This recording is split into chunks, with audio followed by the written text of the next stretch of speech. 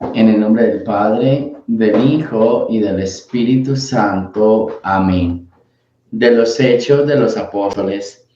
En aquellos días, los paganos y los judíos de Iconio, apoyados por las autoridades, comenzaron a agitarse con la intención de maltratar y apedrear a Pablo y a Bernabé.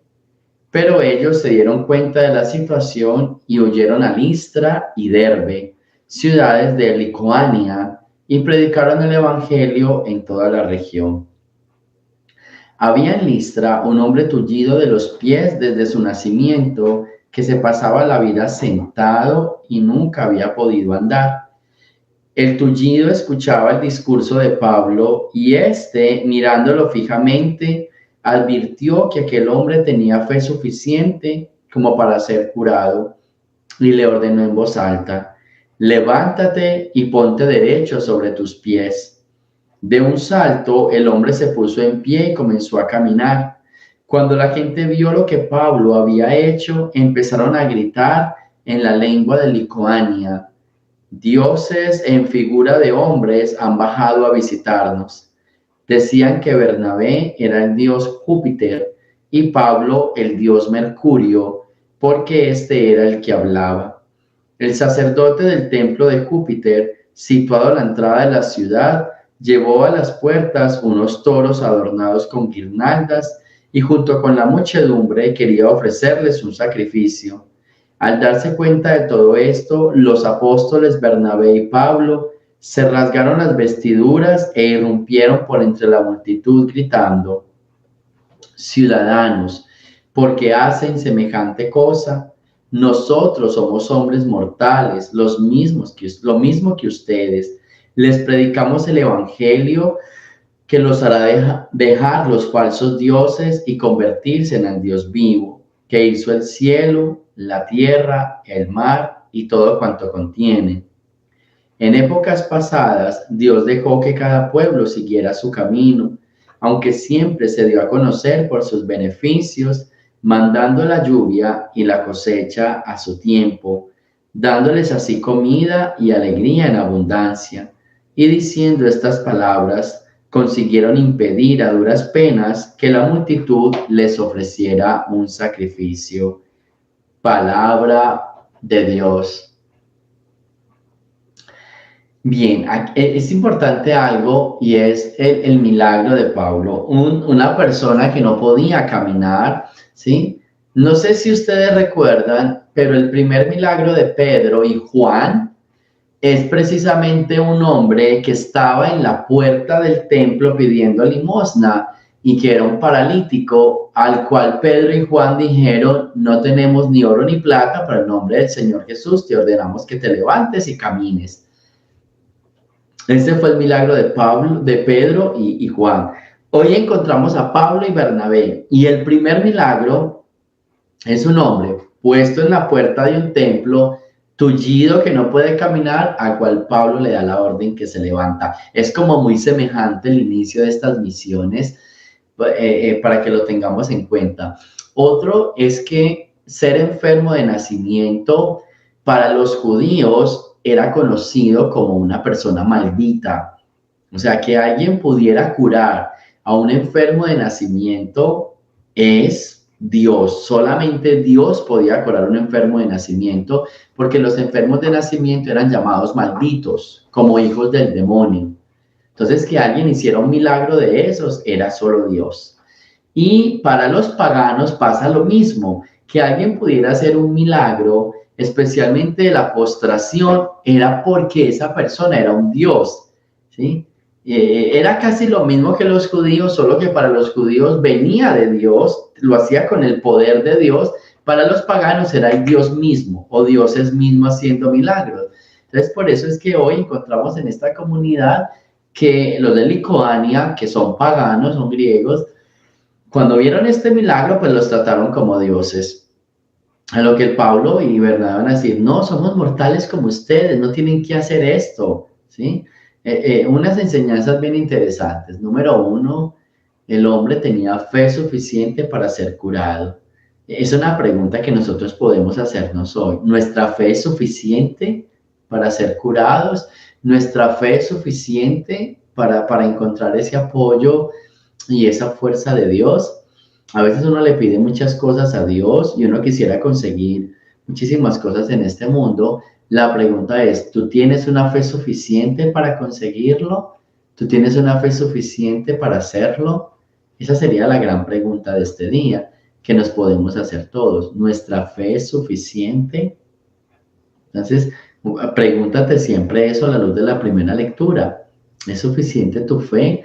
Y lo otro es ese reconocimiento de Pablo y de Bernabé. O sea, no somos nosotros, ¿sí? Y no permitió que lo trataran como Dios o lo adoraran. A mí me gusta mucho eso porque a veces uno le falta humildad en ese sentido. Se le olvida reconocer que es Dios quien le da la fuerza a uno, que es Dios quien le da la motivación para seguir. O sea, no soy yo, es Dios el que me da la fuerza. Por eso es bien importante hacer estas dos reflexiones en este día. ¿Tengo fe suficiente para conseguir esto, para ser curado por esto, para avanzar, para superar? Y tengo esa humildad de reconocer de que no soy yo, sino que es el poder de Dios el que está actuando en mí. Del Santo Evangelio según San Juan. En aquel tiempo Jesús dijo a sus discípulos: el que acepta mis mandamientos y los cumple, ese me ama. Al que me ama a mí, lo amará mi Padre, yo también lo amaré y me manifestaré a él. Entonces le dijo Judas, no el Iscariote: Señor, ¿por qué razón a nosotros sí te nos vas a manifestar y al mundo no? Le respondió Jesús, el que me ama cumplirá mi palabra, y mi Padre lo amará y vendremos a él y haremos en él nuestra morada. El que no me ama no cumplirá mis palabras, y el Padre que está oyendo, y la palabra que está oyendo no es mía, sino del Padre que me envió. Les he hablado de esto ahora que estoy con ustedes, pero el Paráclito, el Espíritu Santo que mi Padre les enviará en mi nombre, les enseñará todas las cosas y les recordará todo cuanto yo les he dicho. Palabra del Señor. Bien, nos encontramos con este Evangelio. Desde ayer venimos hablando del amor en el Evangelio, ese mandamiento que Jesús nos dejó. Y hoy nos dice, el que me ama cumplirá mis palabras, o el que acepta mis mandamientos y los cumple, ese me ama. Uno se revisa mucho con los mandamientos de la ley de Dios, pero se nos olvida revisar el amor, ¿sí? Yo siempre soy, o sea, yo estoy convencido de que muchas veces o posiblemente cumplir los mandamientos es fácil, pero amar no es tan fácil. O sea, cumplir los 10 puede ser fácil, pero cumplir uno, amar, ese es el más difícil. Y eso es lo que dice el Señor. Cuando tú cumples los mandamientos, tú me amas. O sea, cuando tú los aceptas, ¿sí? Y los vives, ¿sí? No solo es aceptarlos, los vives, los cumples, pues tú me amas. Y el Padre y yo haremos morada en ti. Este Evangelio de hoy nos está diciendo, hey, revísate, ¿tú aceptas los mandamientos de Dios? O si yo los acepto, ¿los cumples? Cumplirlo significa amar a Dios, amar al prójimo y amarte a ti mismo. A veces somos muy olímpicos en la revisión de los mandamientos porque miramos el mandamiento a lo general. Ahora otros grupos les dio por ampliar los 10 mandamientos, entonces del primer mandamiento salen 50, del segundo mandamiento otros 50. Yo no sé si ustedes sabían que eso mismo hicieron los fariseos hipócritas que tanto que tanto Jesús despreció en esa parte de la doctrina, porque habían 10 mandamientos y cuando llegó Jesús encontró 613, porque los ampliaron, al primero le sacaron más, al segundo, y yo a veces miro en nuestros grupos de la iglesia con mucho respeto, yo no me estoy diciendo que sea malo, pero yo a veces miro que le tratamos de meter ese mismo miedo a la gente. Entonces, quinto mandamiento, no matar. Y matamos cuando, y 5A, 5B, 5C, 5D, 5E, 5Z. O sea, le sacamos una cantidad al no matar, al no robarás, ¿cierto? ¿Sí? Al no robarás, al no matar, al no levantar actos impuros. Cuando miras a alguien con rabia, ya lo estás matando. Cuando piensas en tu mente deshacerte del otro, estás matando. O sea, parecemos unos fariseos hipócritas en lo mismo. Y se nos olvida mejor el principio. No amplíen los mandamientos. Antes, al contrario, redúzcanlos. Redúzcanlos en uno.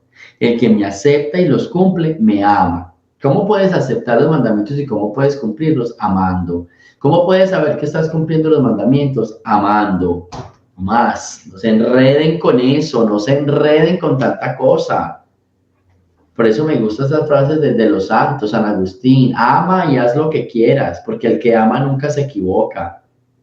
Es que tenemos que hacer, y yo no sé cómo vamos a entender, que el amor es la gran fuerza del mundo. El amor, esa es la esencia del cristianismo. Solo por amor nos salvaron, solo por amor el Padre entregó a su Hijo, solo por amor se muestra la Santísima Trinidad, solo en el amor se vive en Dios. O sea, metámonos esto en la cabeza. No es honrando, no matando, no robando, no deseando. Todo eso se resume solo por amor. ¿Sí ven? Entonces, y nos van a enviar al Espíritu Santo a ver si entendemos. Ojalá lo recibamos y ojalá podamos entender al recibirlo. Así que pidámosle al Señor en este día que podamos nosotros entender este mandamiento del amor y vivirlo en nuestras vidas. Un amor en acción, no tanto en palabras, sino en acción, que denote que la presencia de Dios está en mí. Tú tienes al Señor en tu corazón, y muchos van a decir sí, que se te note cuando amas, porque si no amas no lo tienes, por más que digas que lo tienes. Cuando realmente amas, das la vida y muestras ese amor de Dios a los demás, tú tienes a Dios en tu corazón. Gloria al Padre, al Hijo y al Espíritu Santo, como era en el principio, ahora y siempre, por los siglos de los siglos. Amén. El Señor esté con ustedes, y la bendición de Dios Todopoderoso, Padre, Hijo y Espíritu Santo, descienda sobre ustedes y me los acompañe siempre. Jesús, María y José, aleluya, aleluya.